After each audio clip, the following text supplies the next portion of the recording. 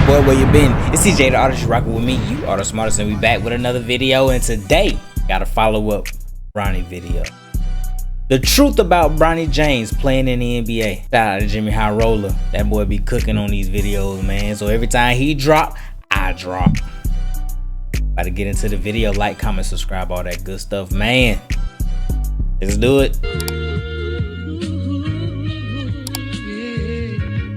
Could you turn me up in the headphones a little bit? With the 2024 NBA draft in the books, there is one major discussion that has dominated the NBA space over the last week. Not the #1 pick, the number 55th pick.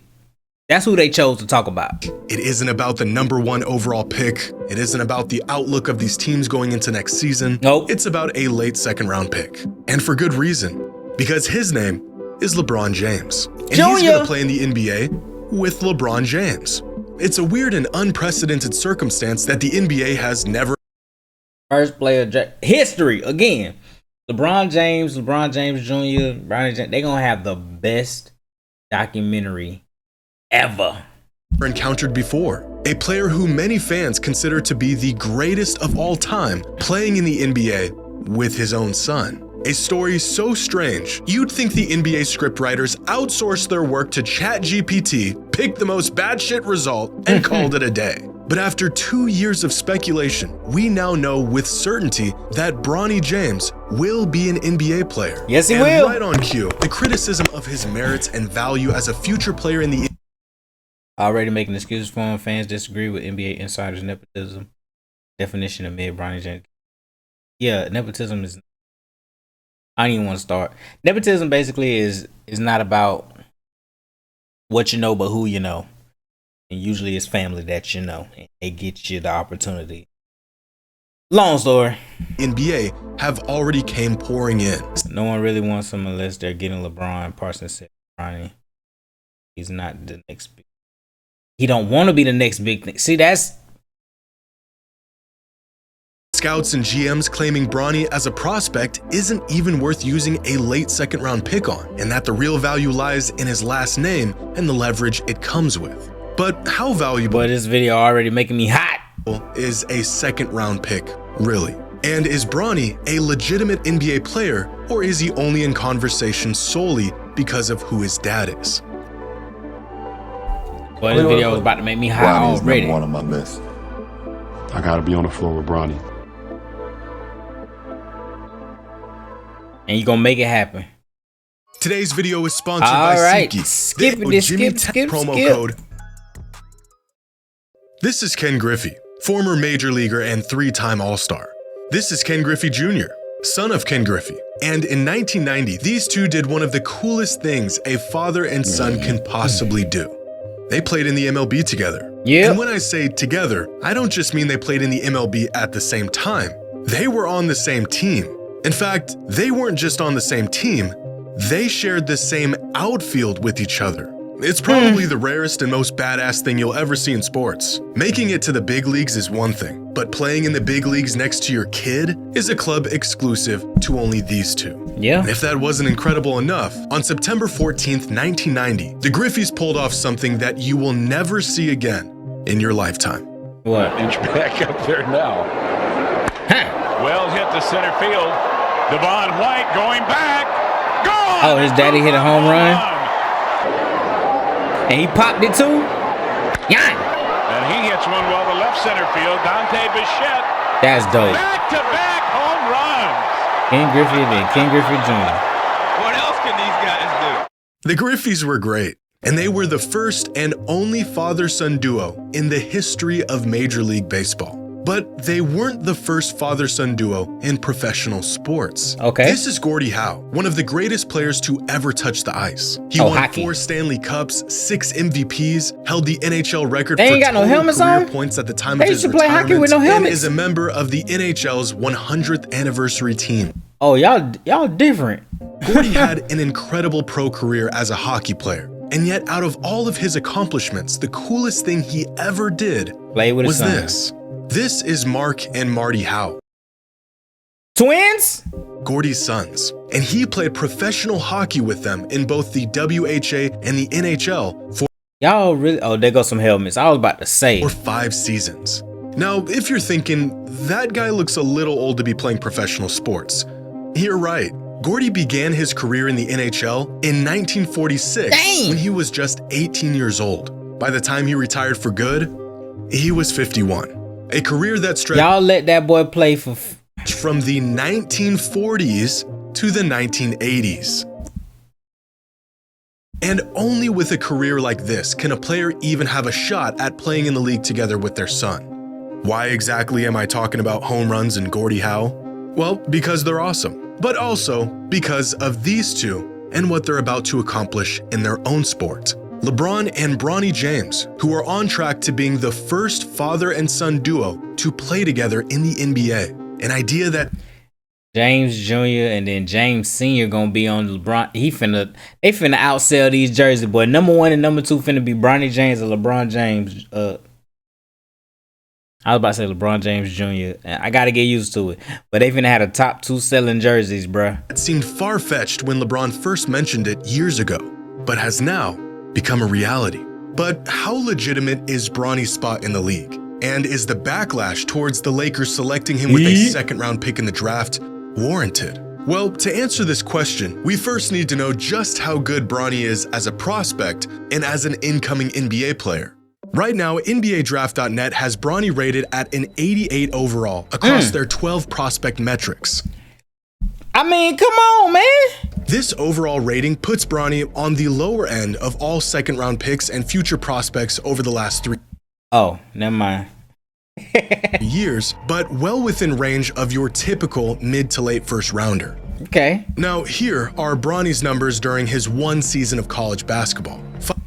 Nothing to, 5 points, 3 rebounds, and 2 assists a game on 47, 30, 69% shooting splits. Now, these numbers, especially from a relatively undersized guard, do not scream NBA potential. But for perspective, here are the average collegiate stats from every late second-round pick that played college basketball over the last 5 years. And even when compared to late second-round picks, Bronny's numbers aren't nearly as impressive. In fact, he came off heart surgery. Cardiac arrest. Bronny is arguably the least productive college prospect, heart problems, in NBA history. Here is a list of every player in the entire history of the NBA to be selected in the first 2 rounds of the draft that averaged less than 5 points, 3 rebounds, and 3 assists a game. How many people y'all think gonna be it? Why should be like 4 people or something like that, bro. It's gonna be like 4 people. In college. And 3. That's it. Just 3 players who were selected in the NBA draft with college numbers equal to or less than Bronny's college numbers. Pair that with the fact that these prospects had at least the benefit of having NBA frames and physical tools to be potentially built off of, and the case for Bronny warranting a pick in the NBA draft becomes more and more difficult to make. But to really demonstrate exactly where Bronny falls amongst other second-round picks, here is a chart of every college basketball player selected in the second round of the draft over the last 10 years, with box plus minus on the x-axis and minutes per game on the y-axis. 298 selections spanning 10 drafts. More than half of these players not even in the NBA today. Dang. Where's Bronny? He's right here. At the bottom? Most late draft picks, even the guys who go on to not even make a roster in the league, were first or maybe second options in their college program. Bronny, on the other hand, was an undersized rotational player on a sub-500 team. It doesn't take an NBA scout to know that Bronny James's collegiate career wasn't that of your typical second-round draft pick. Okay. But how good is the typical second-round pick? With the rise of second-round sleepers in recent history, most notably players like Nikola Jokic, Jalen Brunson, Herb Jones, and Jordan Clarkson, the potential value of a second-round pick in the NBA draft is about as high as it's ever been. With the help of advanced metrics, the curtain has been pulled back on the value even a solid role player can provide to a winning team. Prospect scouting has gotten more comprehensive than ever before, and these second-round picks have held considerable weight within recent trades around the NBA. But how valuable does that truly make them? Gathered from 10 years worth of draft classes from 2013 to 2022, data shows that on average, out of the 30 players drafted in the second round, about 6 of them won't even suit up in the NBA. Yikes. That's about 1 in every 5 players selected in the second round that will never see a minute of action in the league. Out of the 24 players who do make a roster in their rookie season, about 17 of them end up playing a second season in the Dang. NBA. Of those 17 players that are good enough to stick around for more than a few seasons, only about 8 of them will go on to be a role player Dang. or rotational level player. Go one step further, and on average, only 4 of these second Will become a starter. Where y'all think Bronny gonna fall? I think Bronny gonna fall where it says solid role player. That's where he gonna fall at. round picks I don't think he gonna start. will become a star. I mean, he'll start on 2K when I put him in 2K, because that's happening. 2K25. I'm getting Bronny, and I'm playing with the Lakers. I'm starting Bronny. D-Lo, go to the bench. This is bigger than you. Starting caliber player in their career. That's about 1 in every 8 players Lobs all day. Bronny to LeBron.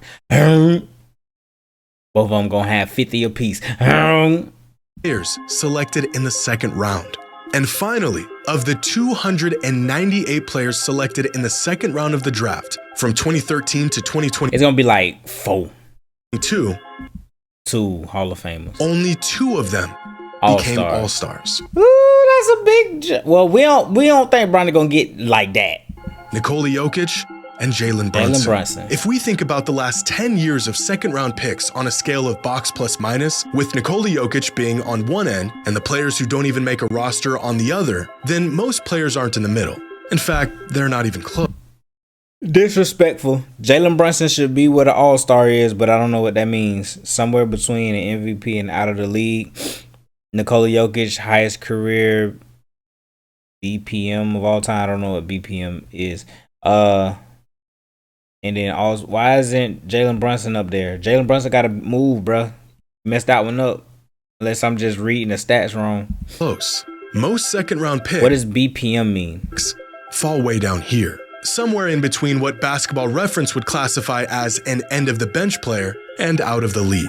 When considering how to use a second-round pick, the idea of drafting a guy who ends up being a real contributing player, a starter, or even a future MVP, the perceived opportunity cost can tend to outweigh the actual value of the pick. Drafting a player of this caliber in the second round is like finding a diamond in the rough, but giving away a pick or a potential player that ends up being of this caliber would be a mistake that no front office wants to live with. But that doesn't change the fact that the vast majority of the time, these second-round picks in the NBA draft go on to be these end-of-the-bench level players. Just out of curiosity, does anyone know who the last few 55th overall picks in the draft were and how their careers I asked that question in my Bronny video. I said, name another 55th player.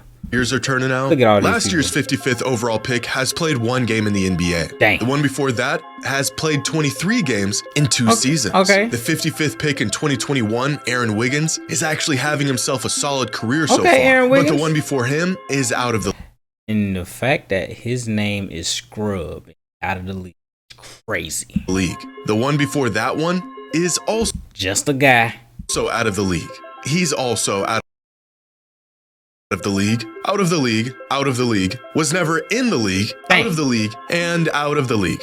As a late second rounder, if Bronny can contribute on any level in the NBA, he has already exceeded his draft value. And that's really the proposition in all of this. Facts. It would be incredible if Bronny developed into a Davion Mitchell or Aaron Holiday caliber player. But the reality is if Bronny can provide any net positive value to his team, then selecting him in the draft will have been a great pick. Yeah. There has never been a player projected to go this late in the draft with any expectations on what they should or will do in the league. But everybody want him to drop 75 points a damn game. Relax. These late draft picks have historic JJ, hey man, shout out JJ Redick, man. I know a lot of people trying to give him this coaching experience. Like, oh, he ain't got no coaching experience.